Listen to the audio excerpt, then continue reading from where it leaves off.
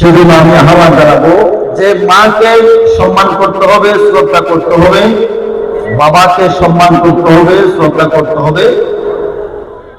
যে আমার নবী নিজেই সম্মান করেছেন, সাহাবীরা সম্মান করেছেন, তাবিঈনরা সম্মান করেছেন, আল্লাহর ওলিরা সম্মান করেছেন।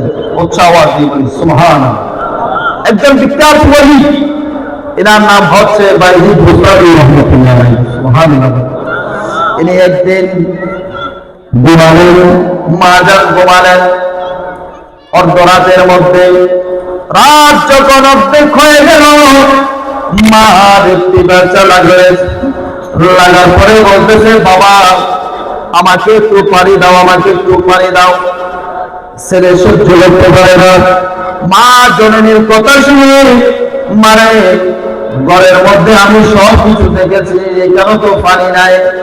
অনেক দূর থেকে বাইজি বুস্তামি রহমাতুল্লাহ আলাইহি ইনি মায়ের জন্য পানি এনেছেন, মাকে খাওয়ানোর জন্য, পান করার জন্য পানি এনেছেন। পানি যখন আনলো, আনার সময় যখন হলো, মা জান উনি পানি আনার আগে ওই মা জান ঘুমিয়ে গেল। সুবহানাল্লাহ।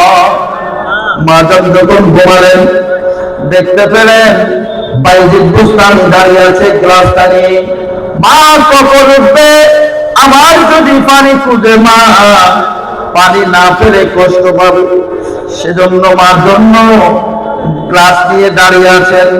হঠাৎ করে যখন আজান হলো, আজানের সময় দেখতে পেলেন বাইজিদ বুস্তামির ছোট্ট বাচ্চা দাঁড়িয়ে আছে গ্লাস নিয়ে। মা জননী বলতেছে, বাবা তুমি এখন ঘুমাও নাই কেন, তুমি গ্লাসটা নিয়ে বসে আছো কেন? মা জননীকে জবাব দিলেন, মারে ও মা, তুমি রাতের অর্ধেকের মধ্যে আমার কাছ থেকে পানি চেয়েছো, মা আমি পানি দিতে পারি না, সেই জন্য দূর থেকে আমাকে পানি আনতে হয়েছে। মা যখন তুমি পানি দেখবে, পানি চাইবে, পানি যদি তুমি না পাও, মারে তুমি আবার কষ্ট হবে। সেজন্য আমি দিনভর পর্যন্ত, সেজন্য আমি রাত পর্যন্ত দাঁড়িয়ে আছি, তুমি কখন পানি চাও, সেই জন্য আমি পানি দিয়ে দাঁড়িয়ে আছি। ও চাওয়ার দিয়ে বলেন সুবহানাল্লাহ। মা জানের সামনে দাঁড়িয়ে আছে পানি নিয়ে, আমার বাইজিদ বুস্তামি পানি নিয়ে দাঁড়িয়ে আছেন। মা জননী বললেন, বাবা এই গ্লাসটা তুমি রাখো, তোমাকে আমি এখন ঘুম পাড়াবো।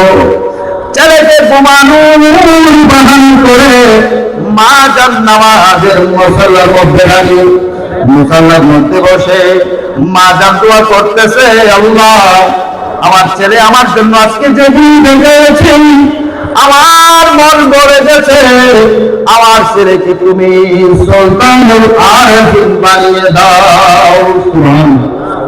মা জান দোয়া করলেন, সেজন্য ইনি আজকে মায়ের জন্য আল্লাহর ওলি হয়ে গিয়েছে। সুবহানাল্লাহ বলেন।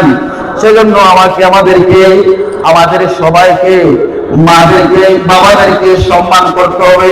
আল্লাহ পাক রব্বুল আলামিন আমাদের মা বাবাদের হায়াতের মধ্যে বরকত দান করুন।